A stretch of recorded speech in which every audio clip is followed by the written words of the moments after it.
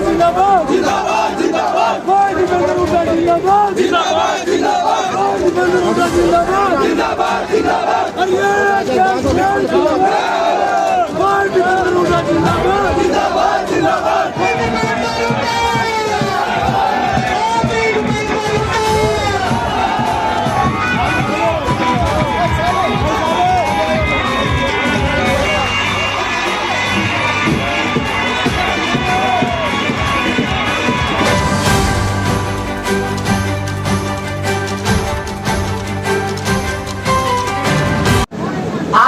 देश भर के लिए हरियाणा के मेहनती किसान चावल उगाते हैं, हम बिहार वाले उस चावल को बोते हैं, उस चावल को काटते हैं, उस चावल को बोरियों में भरते हैं। इसीलिए हमारा और आपका रिश्ता प्रेम का रिश्ता है, मेहनत का रिश्ता है, ईमानदारी का रिश्ता है, खून पसीने का रिश्ता है। और इसी खून पसीने के रिश्ते के दम पे कुछ बात मैं आपके सामने करने के लिए आया हूँ। हालांकि मेरा मानना है कि जींद के लोगों को राजनीति कहने की जरूरत नहीं है, क्योंकि हरियाणा में, उत्तर भारत में देश की राजनीति अगर बदलती है कहीं तो उसकी शुरुआत जींद से होती है, उसकी आगाज जींद से होती है। और जब हम दिल्ली से आ रहे थे तो आते हुए ही हमको इस देश के प्रधानमंत्री की बेईमानी की निशानी देखने को मिली। और वो बेईमानी की निशानी क्या है? तो टीकरी बॉर्डर पर बहादुरगढ़ के पास आज भी किसान आंदोलन का वो क्रांतिकारी इतिहास, उसके चिन्ह वहां पे मौजूद हैं कि किस तरीके से इस सरकार ने इस देश के किसानों के साथ बेईमानी की थी। कांग्रेस पार्टी के वरिष्ठ नेता और विधायक जगबीर मलिक जी, सफीतों से विधायक सुभाष गांगुली जी और तमाम कांग्रेस पार्टी के नेतागण यहाँ बैठे हैं, मैं सबका स्वागत करता हूँ। मैं यहाँ पर पूरी अनाज मंडी का मैं धन्यवाद करता हूँ कि जिन्होंने इस रैली के लिए अपने बोर्ड हटवाए, अपने कट्टे हटवाए और पूरा मैदान हमें खाली करके दिया। उन सब व्यापारी भाइयों का भी मैं धन्यवाद करता हूँ। यहाँ पर मैं उन भाइयों का भी धन्यवाद करना चाहता हूँ जो इस रैली को सफल बनाने के लिए दिन रात लगे हुए थे। चाहे हमारे गांव के, शहर के बुजुर्ग हो, चाहे सरपंच हो, पूरा सरपंच हो, चाहे शहर में पार्षद हो, पूरा पार्षद हो, सभी ने इस रैली को सफल बनाने के जी तोड़ मेहनत की। मैं उन सबका धन्यवाद करता हूँ। कैसे यहाँ पर व्यापारी व्यापार करेंगे और किसी के घर में यदि कोई मृत्यु हो जाती है तो देह संस्कार के लिए भी जाने का रास्ता यहाँ पर बंद कर दिया गया है। ये भाजपा ने किया है।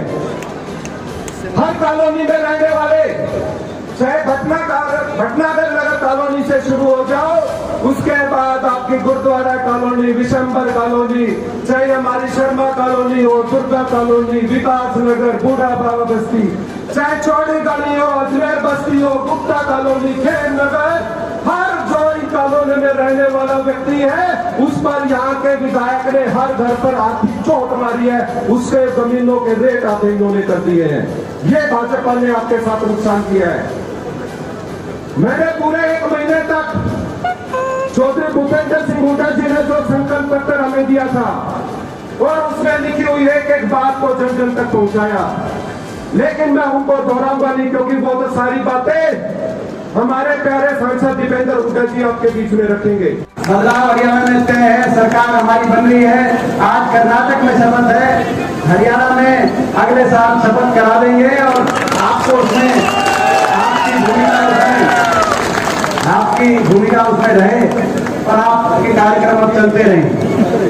बुजुर्ग नौजवान साथियों, मातृशक्ति, आप लोग बहुत देर से गर्मी में बैठे, ऐसे समय पे आज ये हाथ से हाथ जोड़ो कार्यक्रम का आयोजन इतनी पीक गर्मी में अग्नि बरस रही है जो हम कहते हैं, और उसमें अग्नि परीक्षा भाई प्रमोद ने भी दी पिछले इतने समय से इस कार्यक्रम की मेहनत करके, और आज वो अग्नि परीक्षा आप भी दे रहे। तो मैं लंबी बात नहीं, लेकिन ऐसे समय में आप और हम यहाँ पे हाथ से हाथ जोड़ो इस कार्यक्रम में पहुंचे हैं जब चुनाव का बिगुल बच चुका है।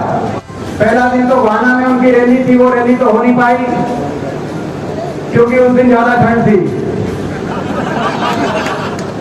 यही बात है ना, फरवरी में ज्यादा ठंड थी, लेकिन जब राहुल जी 6 जनवरी को पानीपत के अंदर हमने रैली करी, वहां पे आपने हरियाणा की गर्मी दिखा दी थी। मैं आपको बधाई देना चाहता हूं। तो उन्हें भी जाते हुए कहा अमित शाह ने कि भाई तैयारी रखना, बीजेपी वालों चुनाव साथ हो सकते हैं। वो भी हालात समझ गए कि प्रदेश के अंदर जो सरकार उसका लोकप्रियता ग्राफ कितना गिर चुका है, उनको भी समझ में आई। कुल मिलाकर 1 साल के भीतर चुनाव, ऐसे समय में आप और हम यहाँ पे इस सभा में बैठे, और जब चुनाव में 1 साल रह जाए तो जनता के सोचने विचारने का समय आता है। हमारे प्रजातंत्र संविधान के अनुसार 5 साल में चुनाव, पहले 4 साल सरकार के काम करने की नीति और नियत के, और आखिरी 1 साल जनता का सोचने विचारने का और अपने अगले भविष्य के फैसला करने का समय आता है।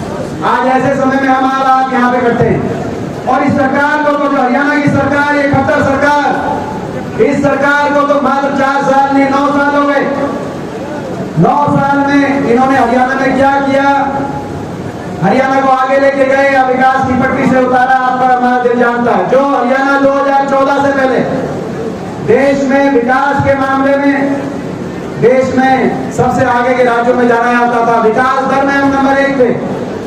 प्लानिंग कमीशन के अनुसार लगातार 4 साल तक विकास दर हरियाणा की देश में सबसे ज्यादा थी।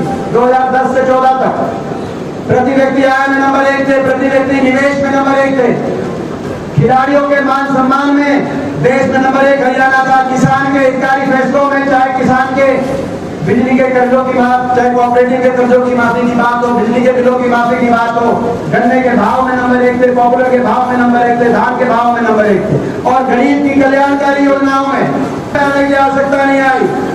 और अगर किसी वर्ग का कोई धरना लगा तो शाम तक मान सम्मान से उनके बाप से बात करके उसका समाधान निकालने का काम सरकार ने, कांग्रेस की सरकार ने, उड़ासा की सरकार ने संवेदनशीलता से 10 साल तक कोई आंदोलन नहीं हुआ प्रदेश में। सुख शांति से, अमन चैन से, आपस के भाईचारे से, खुशहाली की तरफ हरियाणा आगे बढ़ा। वो हरियाणा 9 साल पहले बीजेपी के हाथों में गया, खट्टर साहब के हाथों में गया।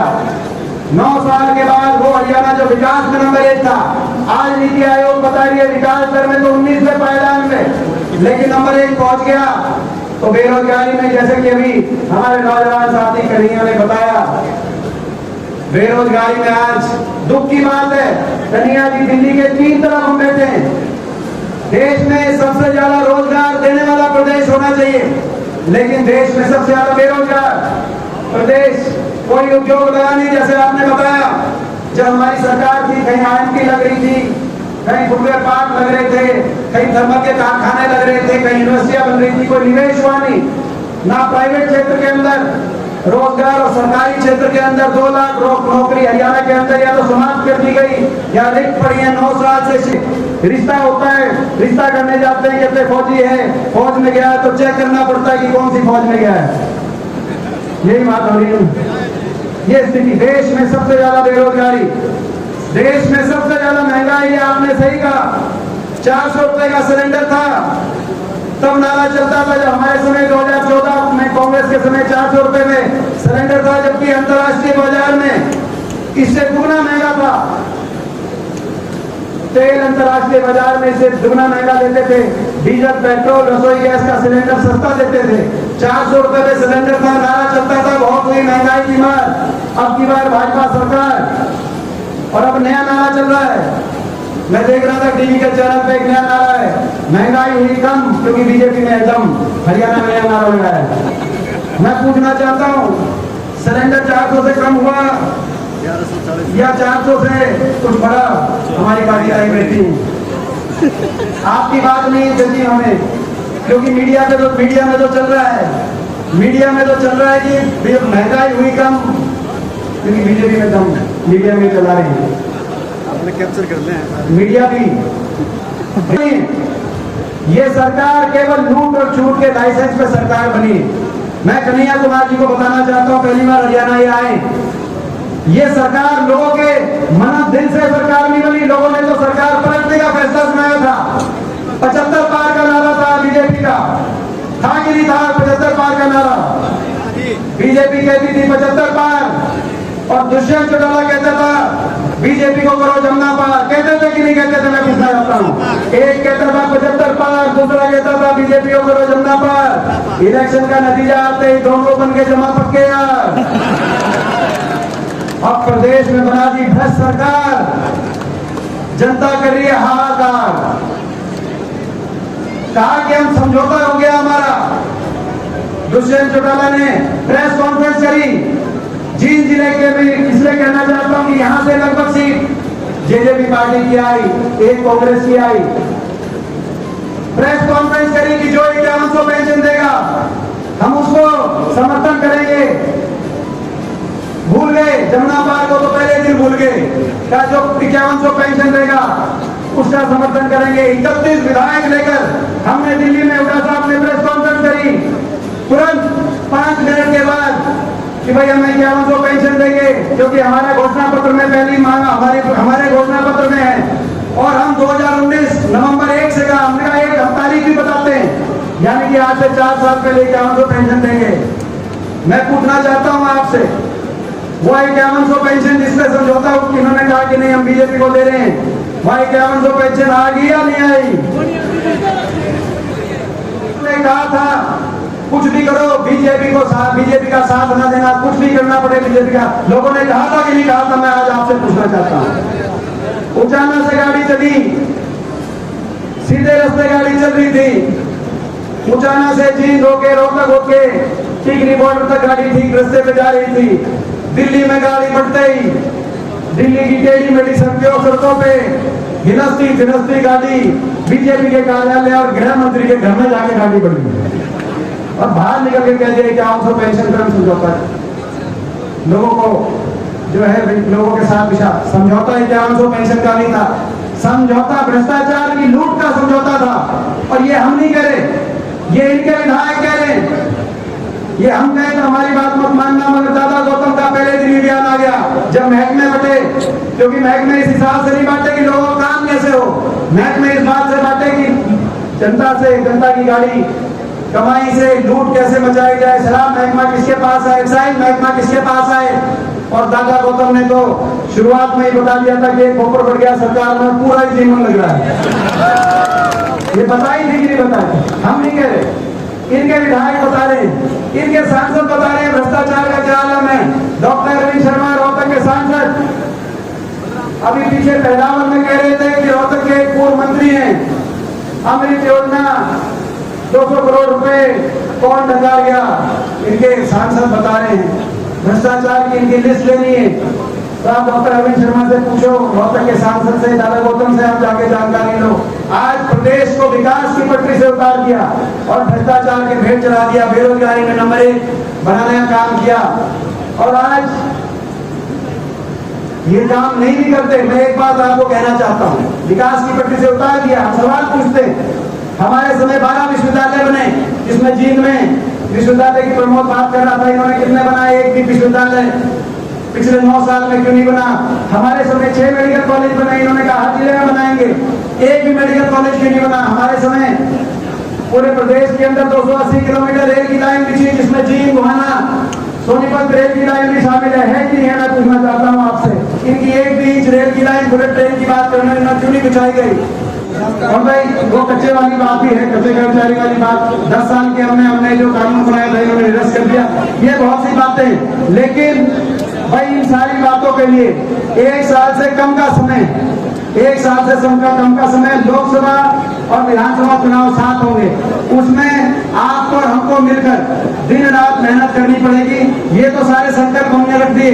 अब वो मेहनत जो शपथ की बात करी अभी कन्हैया जी ने कि आज कर्नाटक की शपथ, जो कर्नाटक से जो आवाज आई, जो शपथ हुई, भाई दिन रात आपको मेहनत और हमको मेहनत करनी पड़ेगी।